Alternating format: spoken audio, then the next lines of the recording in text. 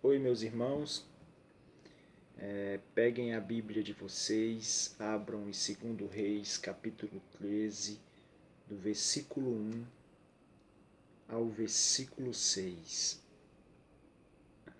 Vocês fazendo a leitura, vocês vão ver algo que era incomum nessa época, nesses tempos de reis. E vocês observam que já estava repartido os dois reinados entre os hebreus, um rei de Israel, outro rei de Judá.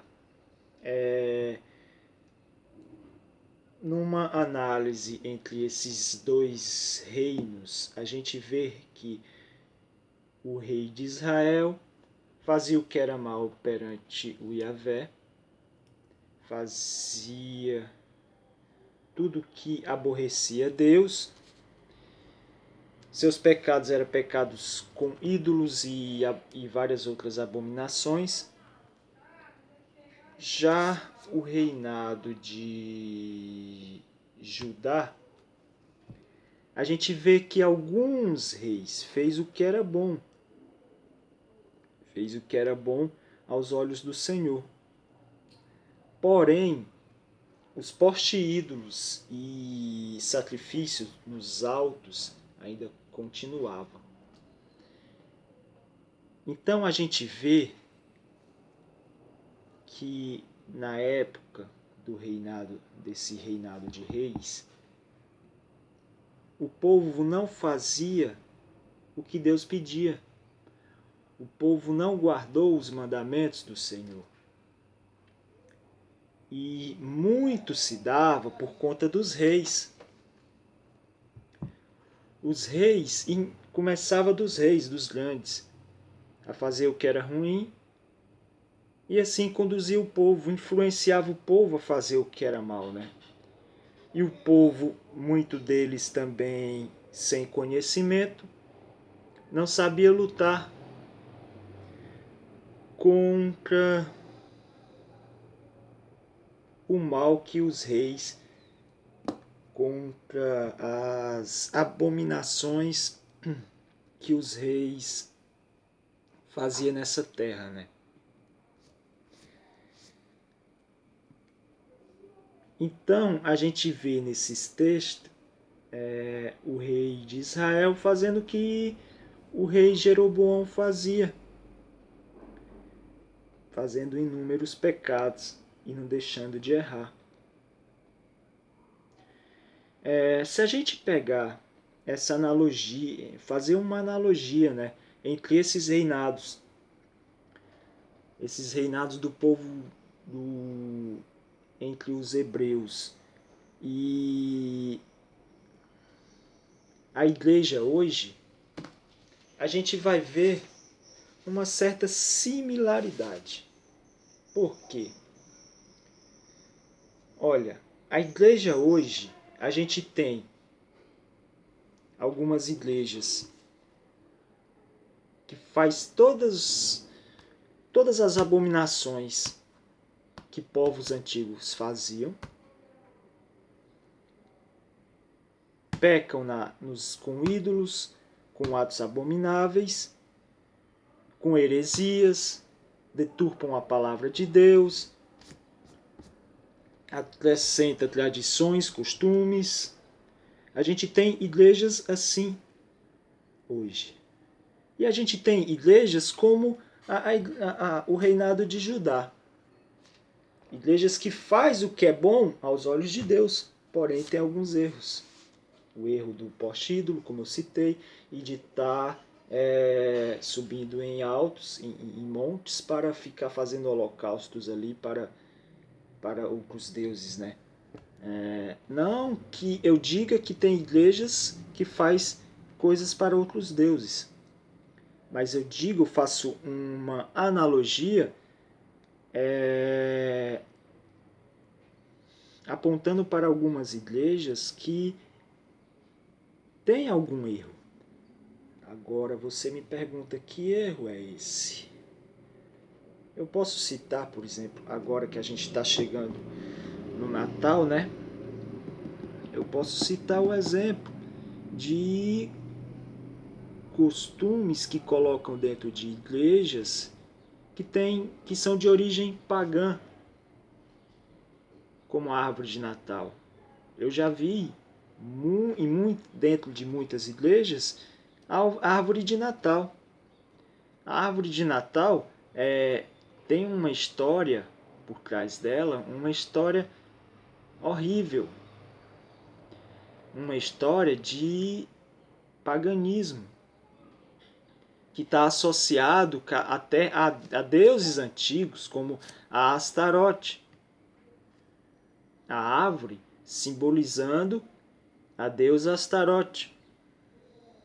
Não vou entrar muito em detalhes nisso, porque esse não é o motivo de eu estar gravando esse vídeo. Então, o motivo, o que eu estou falando aqui é alguns erros dentro da igreja, né? E eu queria falar mais sobre esses erros dentro da igreja, porque quando a gente fala que a igreja tem algum pecado, tem algum erro, algumas pessoas já vêm querendo defender com unhas e dentes a igreja, né? Os templos feitos por mãos humanas. As pessoas não sabem ficarem dentro das igrejas examinando a sua assembleia para ver se há erro para consertar. O que mais se vê é as pessoas quererem se atualizarem nos tempos modernos para fazer aquilo que se encaixa na atualidade, né? O que a gente mais vê de segmento, de cumprir os desejos dentro de igreja é um critério da vida, como Nietzsche falava, o filósofo Nietzsche, falava de um critério da vida em que as pessoas dão uma medição para tudo, para todas as ideias, para todos os pensamentos, dão uma medição. E dentro dessa medição, elas seguem, elas pensam até aonde essa medição lhes dá uma comodidade. Se tirar de sua comodidade, ele já não segue. Entendeu? Então é essa a medição que fazem para seguir alguma coisa. E no cristianismo isso é muito errado. A gente não pode dar medição à palavra de Deus. A palavra de Deus é completa. A gente não pode só chegar a um certo ponto e parar nesse certo ponto. A palavra de Deus você tem que seguir por completo. Então, falando sobre erros de igreja, voltando para erros de igreja,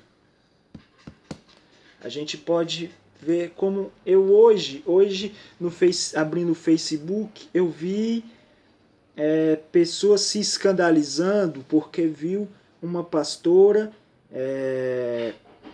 casando duas mulheres. Daí eu pergunto, por que se escandalizar com uma pastora casando? Aí eu vi um rapaz comentando lá que isso é um ato abominável. A pastora casar duas mulheres. Mas eu vos digo, irmãos, ato abominável não é isso. Não é isso ato abominável. Ato abominável é dizer que uma igreja, uma pessoa tem o poder de casar. É isso que é o ato abominável. O que é o casamento? Se a gente pegar a Bíblia, ela não vai dizer que é dentro de uma assembleia, que é dentro de uma igreja, que é um sacerdote que casa. Ela não fala isso. Não é a igreja que casa. Não é você, um casal, indo até a igreja com seus trajes atípicos e ali eles começam o matrimônio. Não é isso. Não tem nada na Bíblia falando que matrimônio começa a partir do momento que há aquela cerimônia dentro da igreja. Isso é uma tradição que vem seguindo há tempos a igreja. É uma tradição, um costume. Isso daí induz ao erro a muitos. O verdadeiro casamento é no ato sexual. É no ato sexual que existe o verdadeiro casamento. Então, isso é um grande erro que a igreja hoje faz e que leva muitos ao erro. Entendeu? Porque a partir do momento que o homem se deita com a mulher, estão unidos. É Deus quem une, é só Deus quem une. Então, esses sacerdotes, essas religiões, eu respeito, tem que respeitar religiões. E as religiões fazem o que quiserem. Casa, faz o que quiser. Coloca seus ídolos, o que quiser. Religião faz o que quiser. Isso é religião. Entendeu? Já quem respeita a sola escritura, né? Somente as escrituras, não sei se estou pronunciando corretamente no latim, faz tempo que eu não vejo esse termo. Quem respeita somente a Bíblia, tem que seguir somente a Bíblia. E deixar de lado todas as tradições, todos os costumes.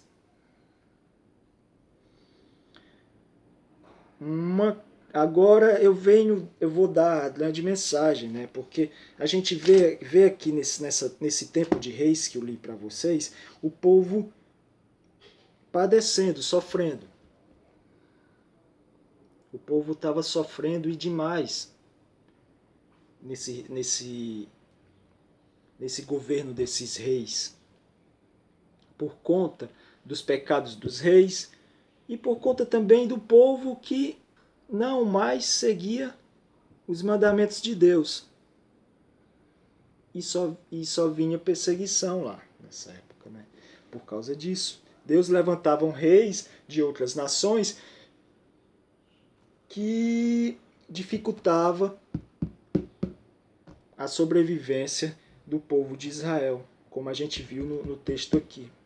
Deus até teve misericórdia depois da súplica do rei e tirou o rei, livrou um pouco aquele povo das aflições, né?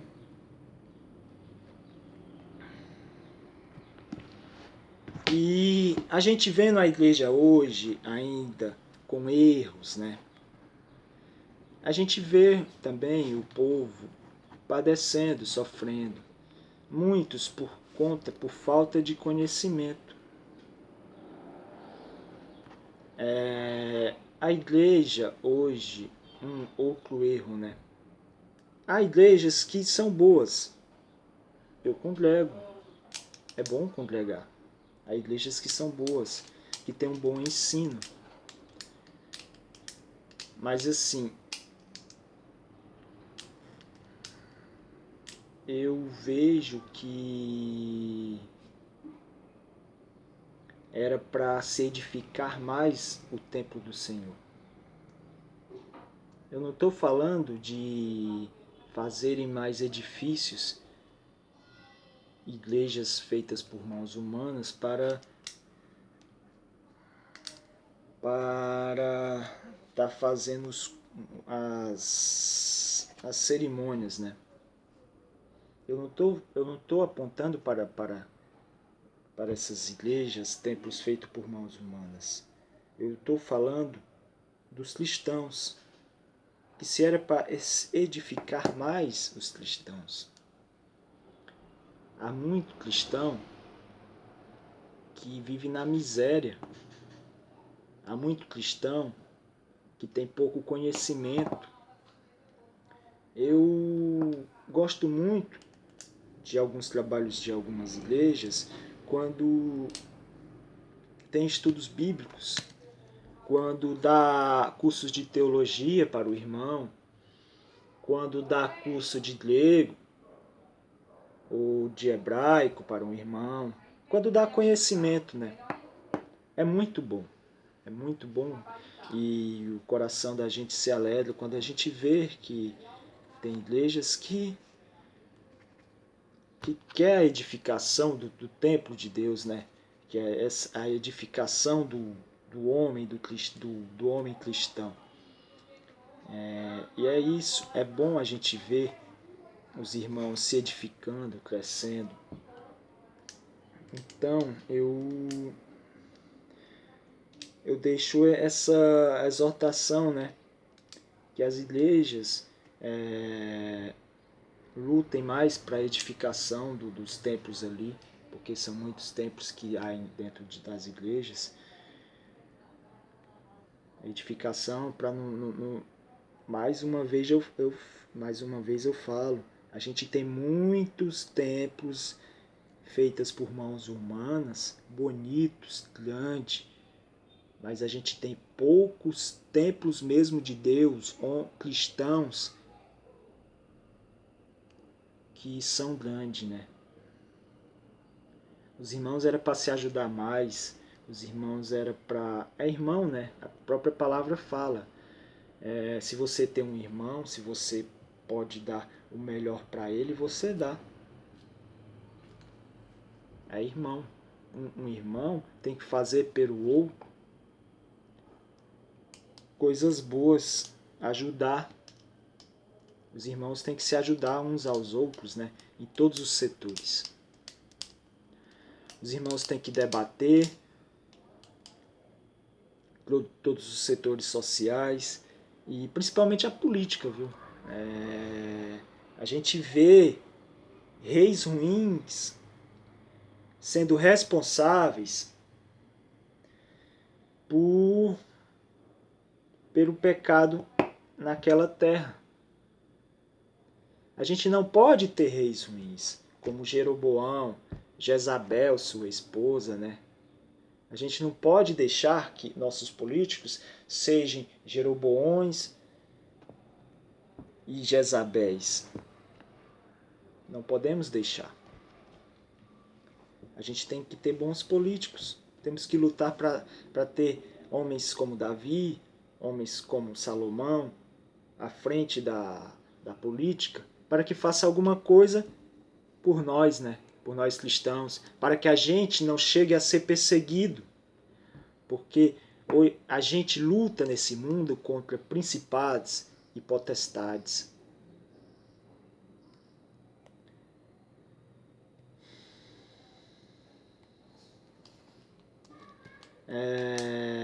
Para encerrar essa minha palavra, no meio político em que a gente vivemos, a gente está dando muito poder a ele. E eu li uma vez um livro didático de filosofia que é muito perigoso dar poder ao Estado. Porque o Estado pode chegar em uma situação em que o homem, o cidadão que ali está, fique muito fraco perante o Estado. E o Estado se sobreponha a todos os direitos de um cidadão. A gente está vendo hoje no mundo muitos de nossos direitos não serem respeitados. A gente está vendo no mundo pessoas clamando A gente está vendo no mundo cristãos sendo perseguidos. Eu nem vou ser mais claro em minhas palavras, porque hoje a gente é censurado em todas as mídias. A gente não pode falar nada que cai o que a gente falou. Então, nessa visão, eu falo que nossos políticos estão tendo muito poder. É muito perigoso.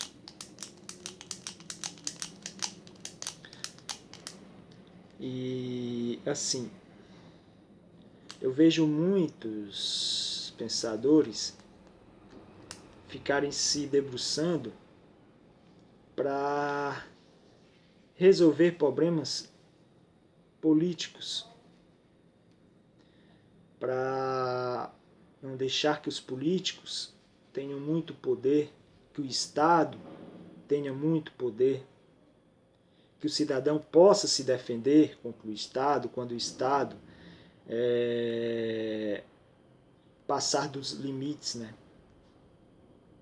A gente tem que ter muito cuidado disso. A gente vê nas Escrituras que um dia o anticristo vai se levantar e o Estado vai passar dos limites para nós cristãos. A gente não vai ter como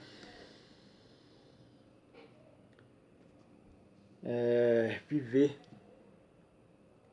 de maneira libertária, né? Com liberdade. A gente não vai ser mais nem cidadãos, porque a perseguição é grande. Então, irmãos, políticos com muito poder. Partido político. Partido político é uma coisa que não necessita na política. Partido político é uma cúpula em que pessoas organizadas, uma ordem organizada, estão em uma ordem. Estão discutindo o melhor para si.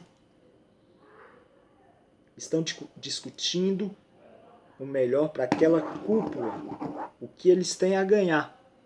Isso é perigoso. A gente vê algumas cúpulas, algumas ordens que fazem isso.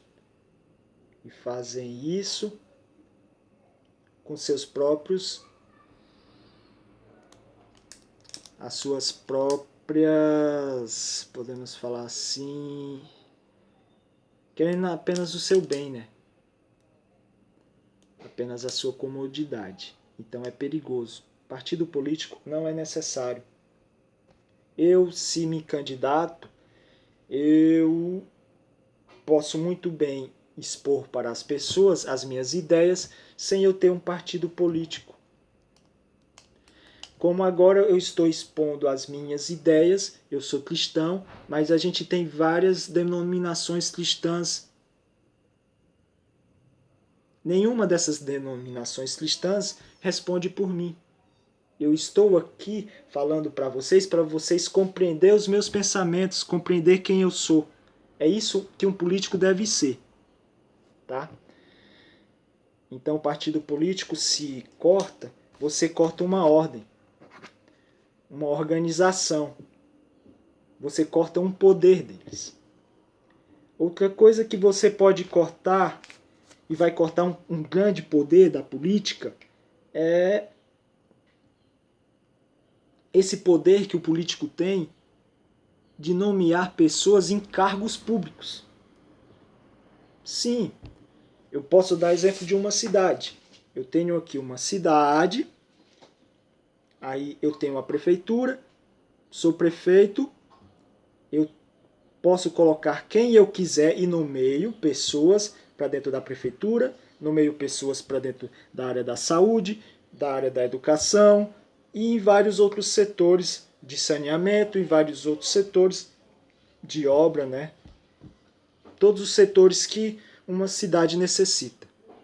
Se eu tenho pessoas nomeadas, se eu estou dando emprego a pessoas, eu sou um homem de poder, porque eu posso dar renda a muitos e deixo muitos em minhas mãos.